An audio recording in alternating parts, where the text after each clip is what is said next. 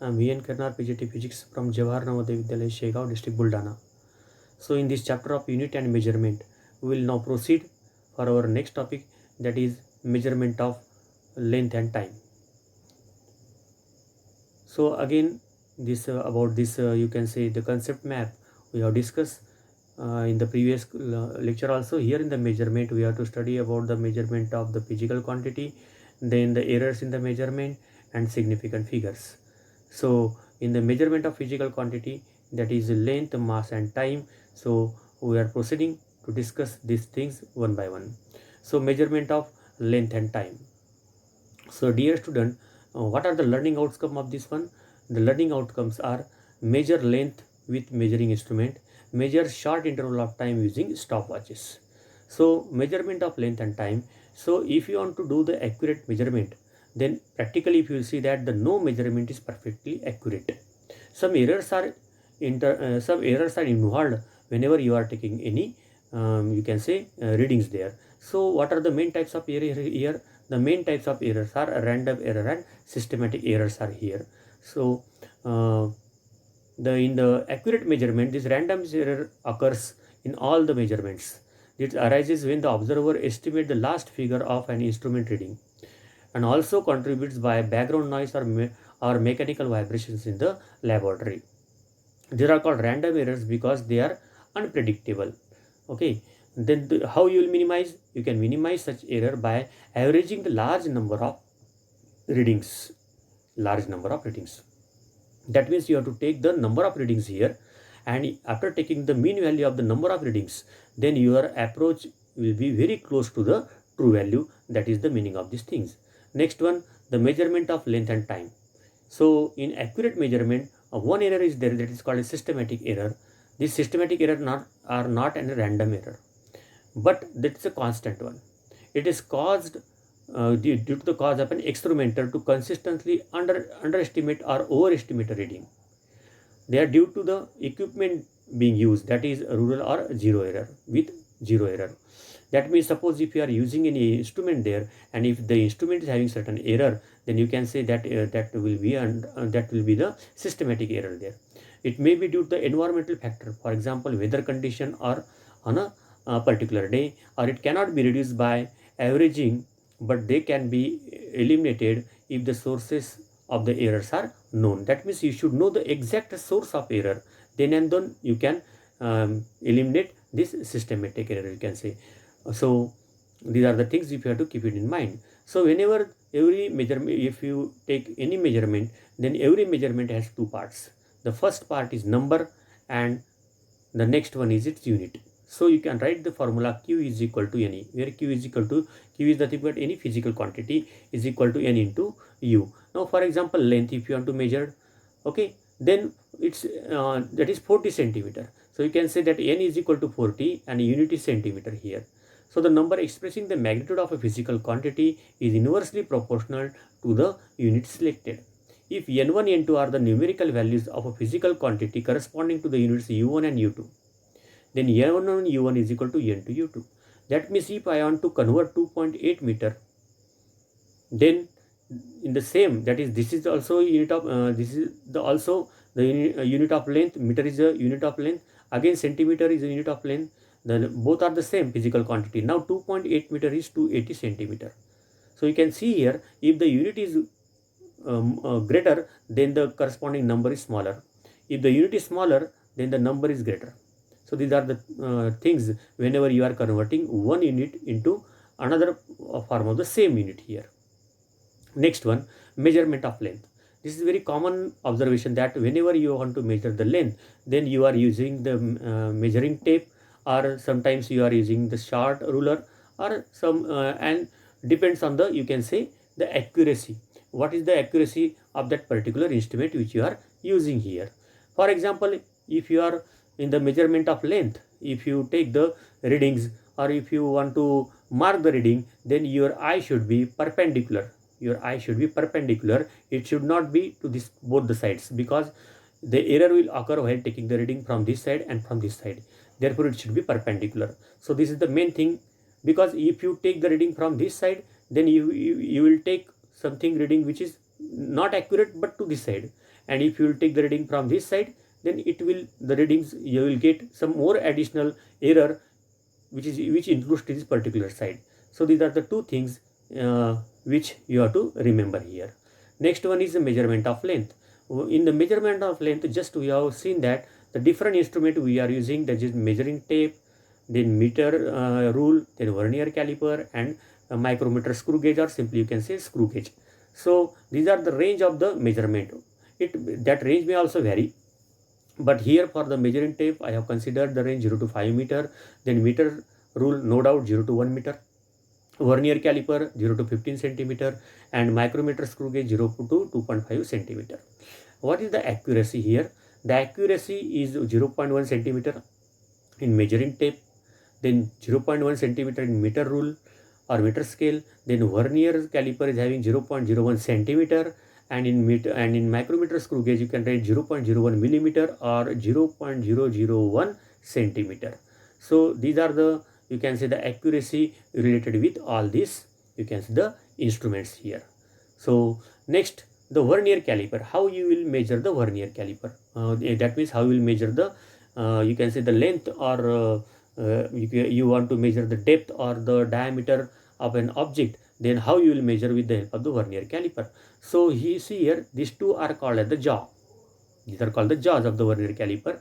So you have to fit the object in these two jaw. If you want to find the internal diameter of the beaker, then you have to use these two jaws here. And if you want to make any solid sphere, etc., then you have to fit that object in this two jaw. Then you will get the two reading, that is main scale reading and vernier scale reading. So you have to multiply this vernier scale reading by least count, and addition of these two, you will get the total reading. So how to take that reading you will learn in the laboratory. So for example, if you want to take the readings of an object and the main scale reading is between is more than 2.4 and less than 2.5, that means it has crossed 2.4. So this is main scale reading.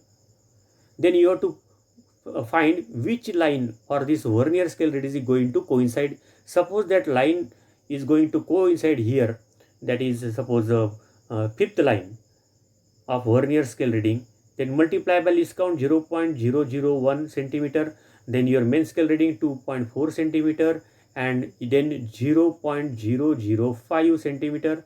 So ultimately you will get 2.405 centimeter. So 2.405 centimeter, that will be the, you can see the measurement by using the vernier caliper here. Next one, measurement of the length here. Just I have told here how to take that one. So here the line which is going to coincide, it has taken the 8th line here. Okay, so you have 2.4 is the main scale reading, and you can say the 8 mark is of the vernier scale is coinciding with the mark C. That means how the you can say the vernier scale readings out of the 10 division which is going to coincide on the main scale division, that reading you have to take and multiply that LC, then add it into main scale reading. So you will get the total reading here. So the total reading is 2.48. That means suppose its least count is 0.01 centimeter. Okay, and if 8 line is going to coincide, then you can say this is your vernier scale reading, 8 line multiply by least count, so you will get 0.08, and your main scale reading is 4.8. So ultimately you can say it is 2.4. So 2.4 plus this 0.08, ultimately you will get 2.48. In the previous just before this slide, I have taken here something I think wrong here, 0.001 centimeter I have taken. That is not the least count of the vernier caliper. The vernier caliper least count is 0.01. This least count is for the micrometer screw gauge. So now we will proceed here for the measurement of length. Just now I told you how to measure the diameter of this sphere here. Okay, you can go through this slide also, and you will get the particular reading here. Then next one, micrometer screw gauge. Now here the micrometer screw gauge, the apparatus is shown here. The micrometer screw gauge gives the more accurate reading than that of the vernier scale reading. So here the two scales are there, that is main scale and circular scale reading. These are the circular scale reading. and here the horizontal bar is there, that is main scale reading. So again you have to use this one, and you have to you can say the measure the whatever the diameter of the wire by using the micrometer screw gauge. So next one is the precautions while taking the micrometer. How to measure the diameter by using the micrometer, you will learn in your physics practical. So what are the precautions you have to take using the micrometer? That is, the first one is never tighten the thimble too much. Modern micrometers have a retake to avoid this one. Second one, clean the ends to bevel and spindle before making the measurement. Third one is check for the zero error. This is very important here. By closing the micrometer when there is nothing between the bevel and the spindle. So that means when that two things are there, anvil and spindles are there, there should not be something, and when you will attach these two, then the zero error should be removed there. So the reading should be 0 in that case, but it is common to find a small zero error. We are finding some instruments are there where there are some errors are there. So correct the zero error by adjusting the final measurement here. Next one is determination of the distance of the moon from the earth, that is called the parallax method. So this is parallax method now. Now here first thing, let an object O be viewed with our eyes, which is at a distance of r, making an angle with the two eyes as shown in figure. That means object is here and this is the angle making. At one position your eye is here, that is your left eye you can say, and right eye. This is the angle between these two. This is the object here. The angle theta caused by the two lines drawn from the position of the two eyes of the object is called as an angle of parallax. If we consider OA and OB, radius of the circle and distance and the distance AB of an arc of a circle, then we can write theta is equal to arc upon radius. This arc is nothing but your x and radius is r. Very simple formula, theta is equal to x by r, or r is equal to x by theta. So this is called as you can say the determination of distance of the moon from the earth, in which first of all you have to remove the parallax one. Now how to find that one? However, if you have considered O referred in the above diagram to be the moon. Now suppose this is the moon here or a nearby star, then the angle theta is too small in the view of the large astronomical distance and the place of observation. Hence, in order to have a better and valid point of observation, 2 points of the surface of the earth is taken as the basis of observation instead of the two eyes.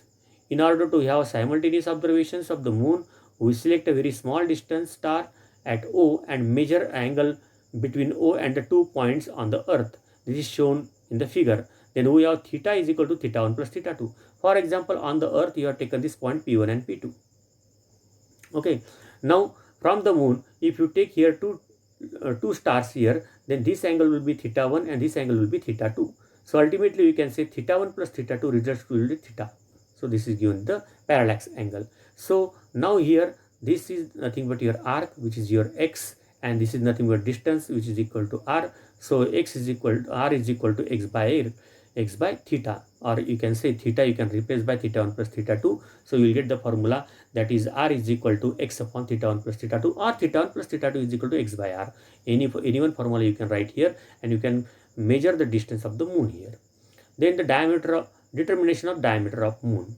Now if you want to measure the diameter of moon, so this is the diameter of the moon here, which is shown here, the capital D.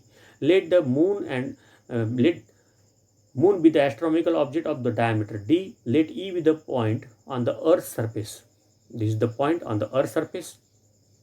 A telescope is focused on the moon's surface and its image is observed at two diametrically opposite points A and B. So these are the 2 points A and B here. So S is the distance between the moon and the earth. Here the S I have shown here, the distance between the moon and the earth here. So diameter of the moon can be found by knowing the S, theta and S. So theta is equal to D by S. So this theta is equal to D by S, or D is equal to theta into S. So this above formula holds good only if S is very large and D is considered as a small arc of radius S. So you can write the same formula, theta is equal to that D by S, or arc is equal to theta is equal to arc upon radius. So in this way you can determine the diameter of the moon. Next one, measurement of time. So now measurement of time, the time is measured in year, months, days, hours and minutes and seconds. The SI unit of time is second. Clocks use a process which depends on regularly repeating the motion termed as oscillation. So now we will go into details of this one. So the most accurate is called as a cesium atomic clock. This clock gives an accuracy about 1 second in 20 million years. That means there is a difference of 1 second in 20 million years. So you can say this is the most accurate clock for the measurement of time here. Now the next one is called pendulum you are considering here. The oscillation of a simple pendulum is an example of regularly repeating motion. Here you have to consider one thing, that oscillations, if you are taking this angle theta should be very small. Then the condition of the simple pendulum exists here. The time period for one complete oscillation is referred to a period of oscillations here. Now next one, measurement of time, that is pendulum clock. So by pendulum clock also you can measure long intervals of time, hour, minute and second. Mass at the end of the chain attached to the clock is allowed to fall. So you can see here the different things which are used here for the pendulum clock. Gravitational potential energy from descending mass is used to keep the pendulum swing. The clock that are wound up, this energy stored in coil spring as elastic potential energy. So for the watch here now are also used to measure the long interval of time. Most depend on the variation of quartz crystal to keep accurate time. Energy from the battery keeps quartz crystal vibrating. Some watches are also make use of coil spring to supply the needed energy. Now the next one is stopwatch. Measure the small interval of time. Stopwatch frequently we are using in case of the games. Okay, so measurement for short interval of time, there are two types, digital stopwatch and analog stopwatch. These are the two types are here. So digital stopwatch more accurate as it measures the time interval of 0.01 second. Analog watch measure the time interval of 0.1 second. So you can say digital watch is more accurate than that of the analog watch. So measurement of time. If digital stopwatch is used to for the race, it should not record the time not to the nearest of 0.01 second. Reaction time in starting and stopping the watch will be more than few hundredths of the second. An analog watch stopwatch would be just as useful here. So dear friends, all these things we have discussed in our measurement of length and time. So once again you go through this all the topic, you refer your textbook and read carefully these two topics, and I hope you have understood these topics. Now we will in the next lecture we will go for the another topic from this particular chapter. Thank you.